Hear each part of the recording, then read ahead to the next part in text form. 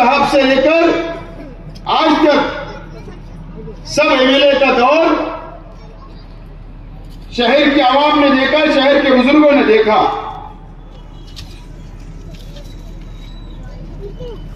उस वक्त की सियासत और आज की सियासत जमीन और आसमान का फर्क है।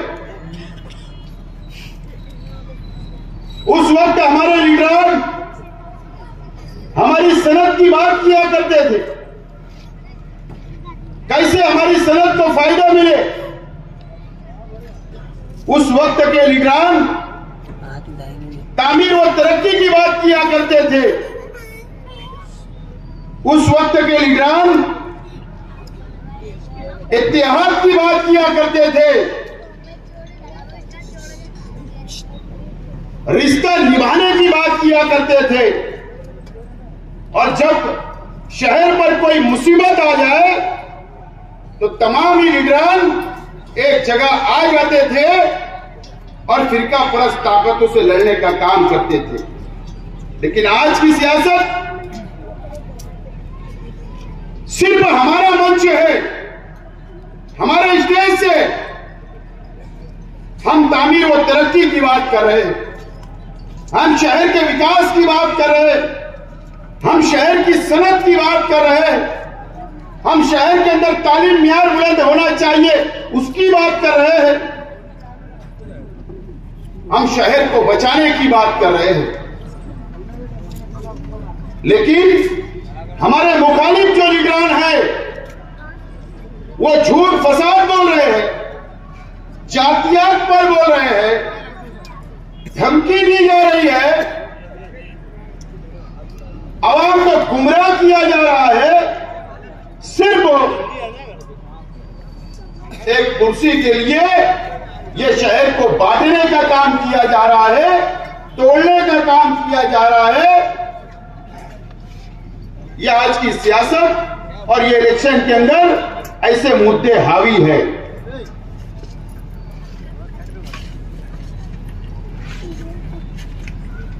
मैंने कई जलसों के अंदर कहा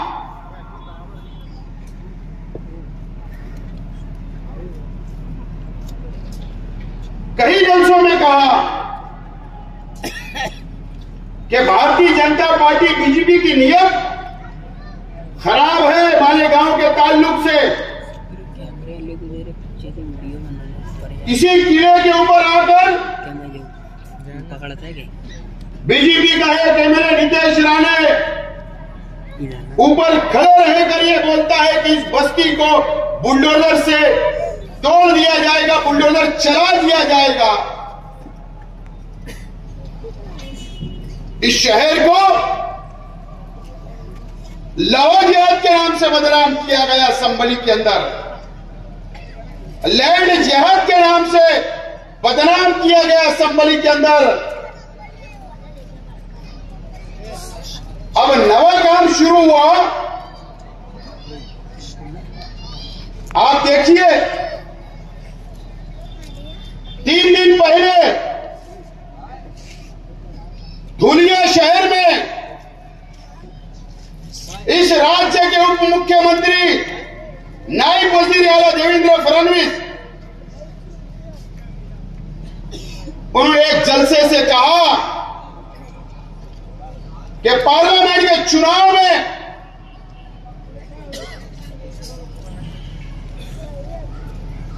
मालेगांव शहर की आवाम ने 1,96,000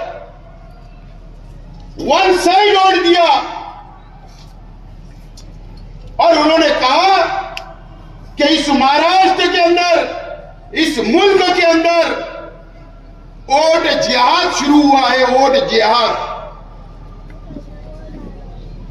उसके बाद कल एक दिन पहले मैं आपको बताना चाहता हूं कि फिरका परस्तों की नजर मालेगांव पर क्यों टिकी है, क्यों उनकी नजर खराब है, नीयत खराब है। मैं ये बताने के लिए खड़ा हुआ हूं। कल की बात है, किरीट सुमैया जो बीजेपी का लीडर है, वो शख्स आता है, प्रेस कॉन्फ्रेंस लेता है और कोई करोड़ों रुपए का 100 करोड़ से ज्यादा का भ्रष्टाचार होता,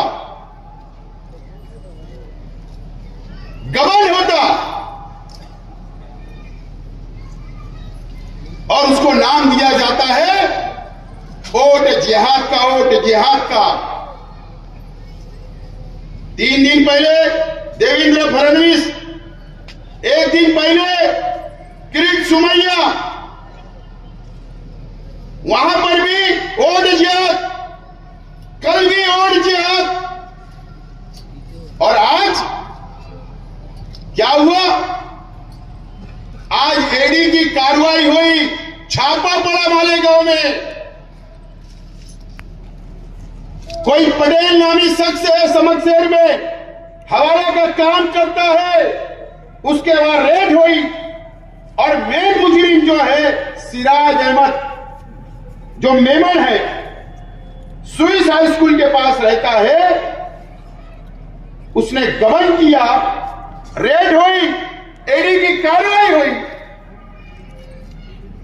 ठीक है, जिसने गलत किया उस पर कार्रवाई हो, लेकिन कल किरीट सोमैया आता है, आज के अखबार के अंदर है वोट जिहाद। कभी मालेगांव शहर के अंदर आज आ चुकी, उनकी नीयत खराब है। आए इलेक्शन के वक्त 6 दिन बचे महाराष्ट्र के इलेक्शन में और मालेगांव को सामने रखकर, मालेगांव शहर को सामने रखकर यह मस्जिद और मीनारों के शहर को बदनाम करने के लिए, वोट हासिल करने के लिए, पूरे महाराष्ट्र की हिंदू भाइयों को एक करने के लिए, फिरका परस्ती फैलाने के लिए बीजेपी की यह साजिश, मालेगांव के नाम पर वोट मांगना शुरू कर दिया गया है। ठीक है, हमारी जिम्मेदारी थी, मेरी थी, आपकी थी, मुसलमानों की थी, सेकुलर हिंदू भाइयों की थी, जो संविधान को मानता उनकी जिम्मेदारी थी कि बीजेपी नरेंद्र मोदी की हुकूमत को हमको उखाड़ फेंकना है, इसके लिए हमने वोट दिया। लेकिन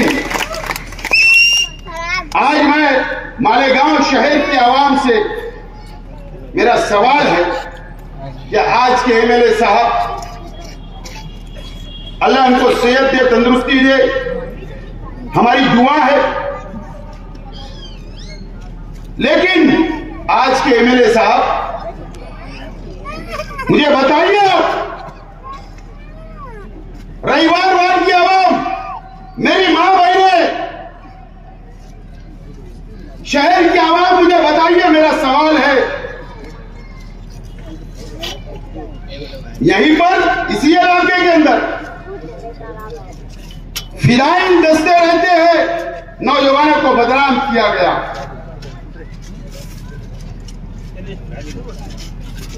सबसे ज्यादा वोटें यहीं से मिलती,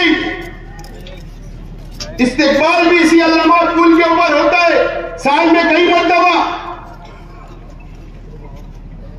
मेरा सवाल है रविवार वाद की आवाम से, मुझे बताइए, मेरी मां बहनों से सवाल है कि नीतीश राणे भी एक एमएलए है, नीतीश राणे शहर में आता है, झोपड़पट्टी उठाने की बात करता है, एमएलए साहब भी उसी असेंबली हाउस के अंदर मौजूद थे, वक्त था, आप एमएलए थे। मुफ्ती इस्माइल साहब, आपने क्यों उनका जवाब नहीं दिया, क्यों आवाज नहीं उठाई मालेगांव के मुसलमानों की हिमायत में, बस्ती की हिमायत में? ये मेरा सवाल है। एमएलए साहब, आप बताइए, हमारे हुजूर की शान में गुस्ताखी हुई, मुसलमान जान कुर्बान करने के लिए तैयार रहता है अगर हुजूर की शान में गुस्ताखी होगी। रामगिरी महाराज ने खुला खुला हमारे हुजूर की शान में गुस्ताखी की। आप बताइए एमएलए साहब, आप असेंबली का आखिरी इजलास चल रहा था, आपने क्यों वहां पर खड़े रहकर ये नहीं कहा कि रामगिरी महाराज को जेल के अंदर डालो? एमएलए साहब, कोल्हापुर के अंदर एक मस्जिद को शहीद कर दिया गया, कुरान शरीफ को जलाया गया, आग लगा दी गई, मुसलमानों की इमलाक को नुकसान पहुंचाया गया। एमएलए साहब, आपकी जिम्मेदारी थी, आपने असेंबली के अंदर क्यों सवाल नहीं उठाया?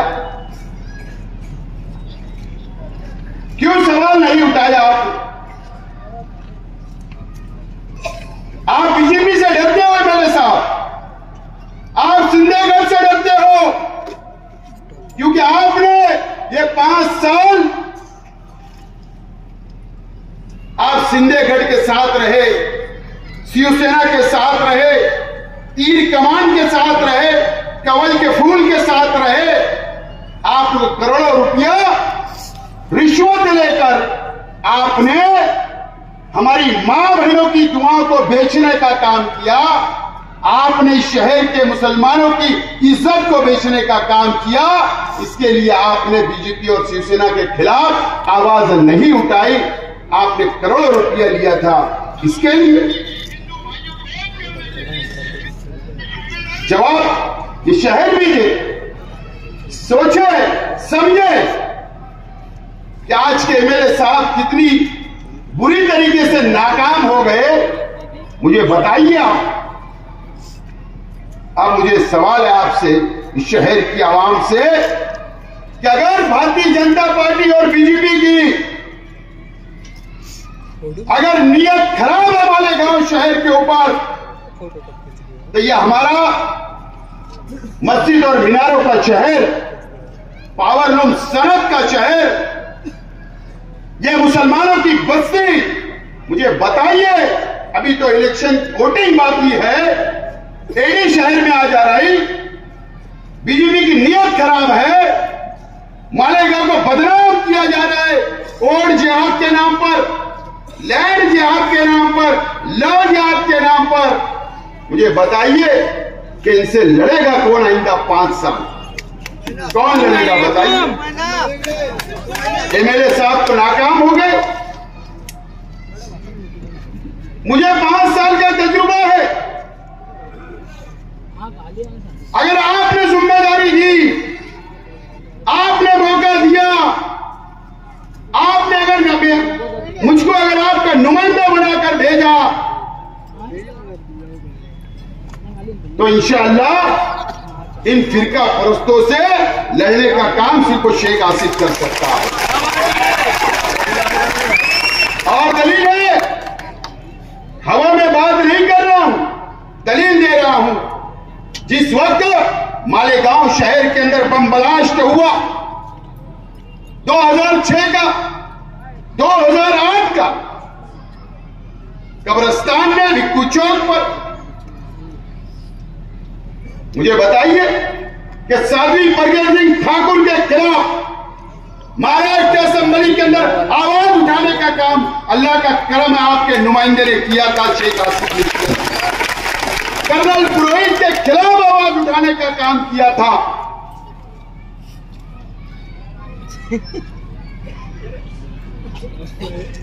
जमीयतुल उलमा के ऊपर पाबंदी की बात आई, बीजेपी की हुकूमत थी उस वक्त भी, जब जमीयत पे पाबंदी की बात आई तो उस वक्त भी जवाब देने का काम असेंबली के अंदर अल्लाह के करम से आपके नुमाइंदे ने ही किया था। अजान पर पाबंदी की बात आई, उस वक्त भी मैंने ही जवाब देने का काम असेंबली के अंदर किया था। जहां पर मुसलमानों पर मॉब लिंचिंग होती थी, उनको भान के मारा जाता था, उस वक्त भी आवाज उठाने का काम मैंने किया था।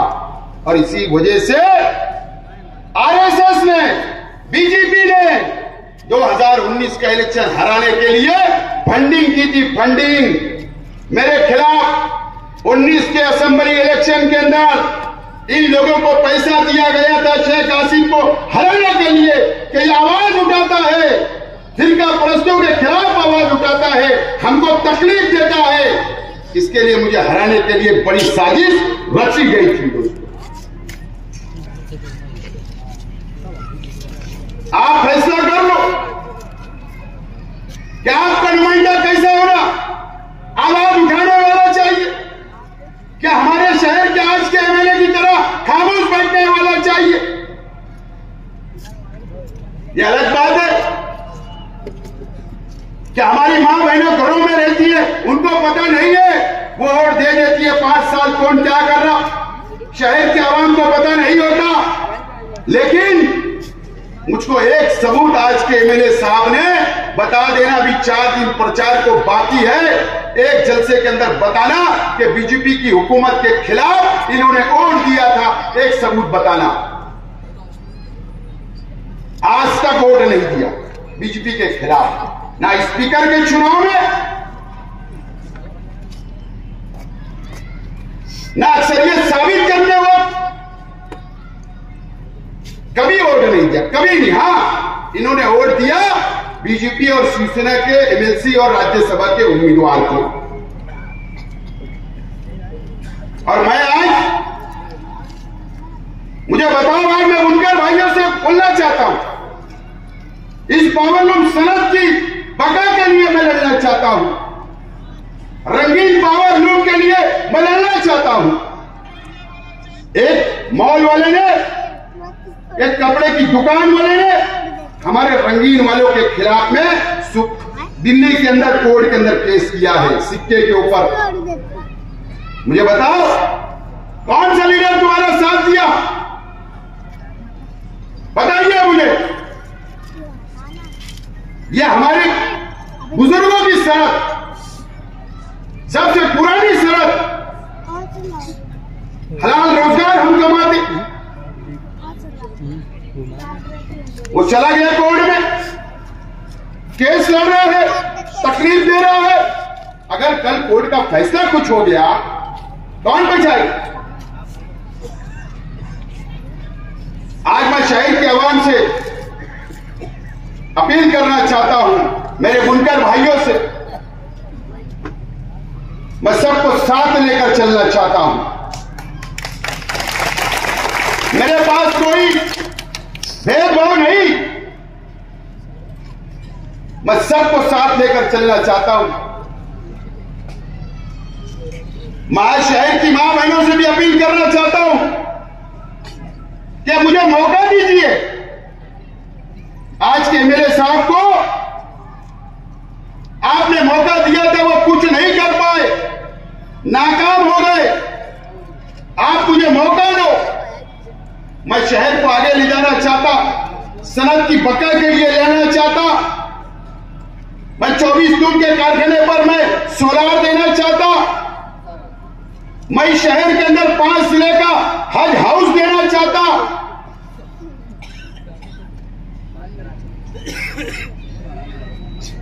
मैं तामीरी काम करना चाहता हूं, इस शहर को लेकर चलना चाहता हूं, इस शहर के नौजवानों को लेकर चलना चाहता हूं। मुझे मौका दो, इंशाअल्लाह मैं लड़ूंगा बीजेपी से, लड़ने का काम करूंगा। मैं आपसे एक और सवाल करता हूं, मुझे बताइए, मेरी पार्टी और मैं एक अकेला उम्मीदवार हूं, मैं अकेला हूं, मैंने खुद पार्टी बनाया, हमारे दोस्तों उसके मेंबर है, उसके सदर है, मैं उसका उम्मीदवार हूं। मुझे बताइए, आप, मेरा सवाल है कि 5 साल पहले शहर के अवाम ने हिमायत कौन की? मुझे बताइए, एकदम सिंपल सवाल है, सादा सवाल है, जवाब दे दो। महाविकास आघाड़ी जो उद्धव ठाकरे की शिवसेना, कांग्रेस, राष्ट्रवादी कांग्रेस पार्टी, मुझे बताइए, अगर हुकूमत बन गई, क्या वो अकबरुद्दीन ओवैसी और असद ओवैसी की वजह से क्या इनको सरकार में शामिल करेगी? क्या करेगी? क्या लकड़ी से भी छूना पसंद करेगी? क्या सोचिए, शहर का नुकसान मत करो, ना उनको ये लेंगे ना ये लेंगे, नुकसान किसका होगा? इस शहर का होने वाला है। लेकिन मैं आज ऐलान करता हूं, मैं सत्ता का लालची नहीं, मैं इख्तियार का लालची नहीं, मुझे ओहदे की लालच नहीं। मैं भारतीय जनता पार्टी के साथ कभी भी सौदा नहीं करूंगा, कभी नहीं बैठूंगा। लेकिन इतना तो जरूर होगा, इतना तो जरूर होगा कि महाविकास आघाड़ी की सरकार अगर बनेगी तो शेख आसिफ को इस्तेकबाल करने के लिए शहर आएगी, बुलाएंगे, बोलेंगे चल मेरे साथ सरकार में बैठो। और मैं क्या करूंगा? ये शहर के तामीर व तरक्की के लिए, पावरलूम सनत के लिए, पावरलूम सनत की बका के लिए, इस शहर की हिफाजत के लिए, इस मस्जिद और मुसलमानों के शहर के लिए मैं बात करूंगा कि मेरे शहर को आप क्या दे रहे हैं, कितना फंड दोगे तामीर और तरक्की के लिए, सनत की बका के लिए। मैं ये कर सकता हूं, लेकिन अगर एमआईएम के एमएलए चुनकर आ भी गए, खुदा ना खास्ता, तो यकीन जानो मेरे मुनकर भाइयों, कोई सरकार इनको साथ लेने वाली नहीं, नुकसान हमारा अपना शहर। दोस्तों और साथियों, अब आता हूं रविवार वार्ड पर।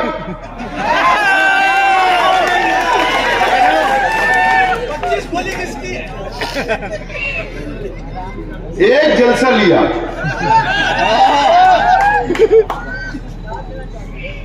कुर्ते का क्या बोलते हैं, दामन फैलाकर, रो कर 8 नंबर स्कूल में वोट मांग लिया। अल्लाह के वास्ते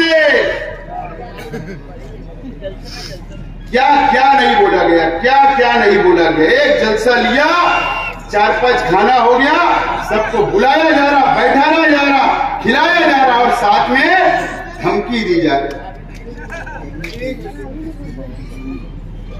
गरीब लोग रहते हैं, ये बस्तियों के अंदर रहने वाले गरीब है, बुनकर है, तालीम याफ्ता है, दीनदार लोग है। ये रविवार वार्ड के लोग, कब से तुम जुल्म बर्दाश्त कर रहे हो? कब से? 1978 से जुल्म बर्दाश्त कर रहे हो। तुम्हारे बुजुर्ग इस दुनिया से चले, उन्होंने जुल्म बर्दाश्त किया, उसके बाद दूसरी पीढ़ी ने जुल्म बर्दाश्त किया, अभी तीसरी पीढ़ी जुल्म बर्दाश्त कर रही। दादागिरी, गुंडागर्दी, मुझे बताओ ये इलाके के अंदर कितनी दादागिरी और गुंडागर्दी है? तुम्हारे बच्चे आजाद है क्या? महफूज है क्या? डर के रहना पड़ता? अरे ये कौन सी हम जुल्म बर्दाश्त कर रहे? कब तक आप जुल्म बर्दाश्त करोगे? इतना जुल्म बढ़ गया कि यहां के बुजुर्गों की बनाई हुई, लगाया हुआ पौधा तहजीब स्कूल इस इलाके के लोगों की, बुजुर्गों की देन है, अरे उस पर भी कब्जा कर लिया गया। कितना जुल्म बर्दाश्त करेंगे? दादागिरी वहां पर भी की जाती है। कब तक बर्दाश्त करोगे? कब तक? अरे हम अल्लाह से डरना चाहिए।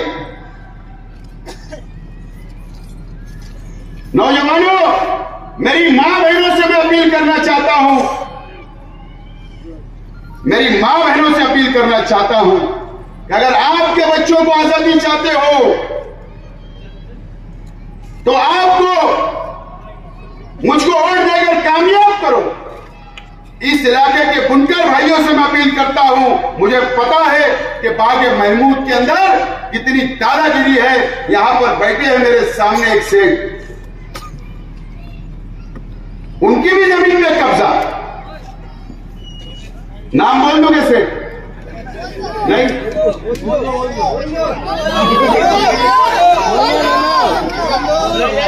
बाग महमूद की जमीन पर भी कब्जा। दादागिरी से परेशान है बुनकर। वो साइड बैठे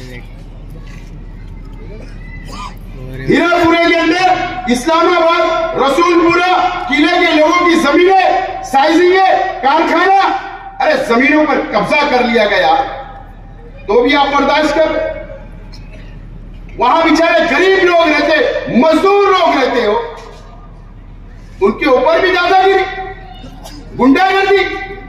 अरे किसकी बाल बेटी, मैंने बोला वहां बाल बेटी की पंचायत तोड़ते हैं, उसके अंदर भी फीस लेते, शर्म आना चाहिए ऐसे लोगों को। फीस नाम दिया गया, फीस। कब तक जुल्म बर्दाश्त करोगे, कब तक? देखो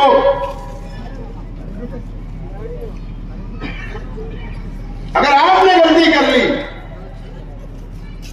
आपने कोई अगर गलती कर ली है,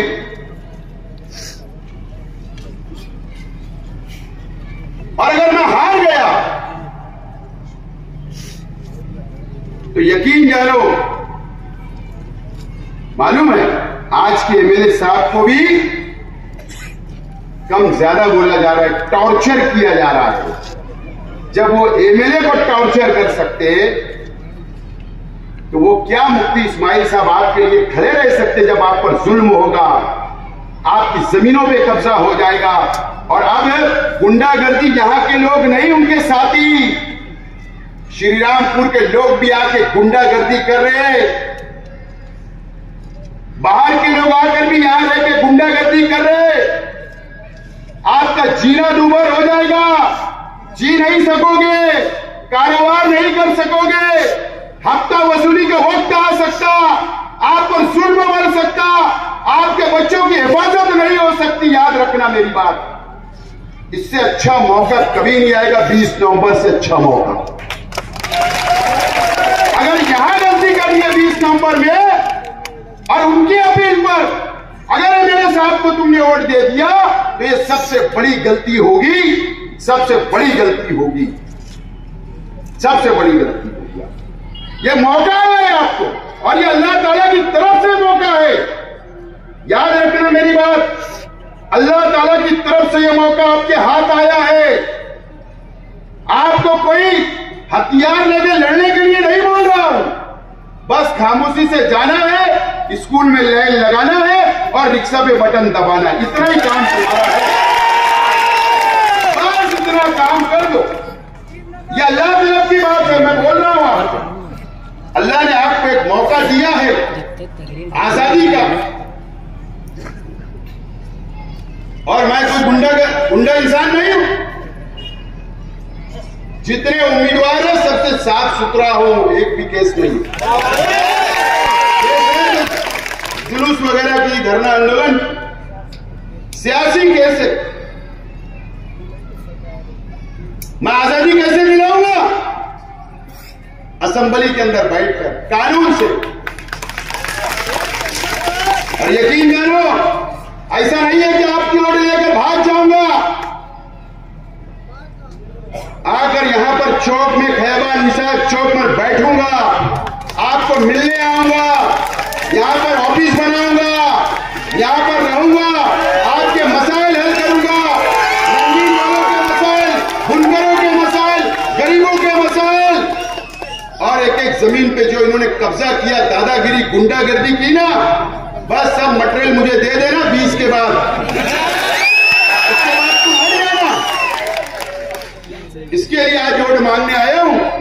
अब हो सकता है इलेक्शन तक कोई जलसा जुलूस नहीं होगा, कोई जलसा जुलूस नहीं होगा इस इलाके में। पर आखिरी गेम आया हूं, अल्लाह ताला ने आपको मौका दिया, 20 तारीख अल्लाह ताला ने आपके लिए चुना है। रविवार वार्ड की आवाम, मां बहने, मजहबी जज्बात में मत आओ मेरी मां बहने। सियासत अलग, मजहब अलग। हम एक अल्लाह, एक रसूल, एक कुरान को मानने वाले हैं, और ये सियासत अलग है।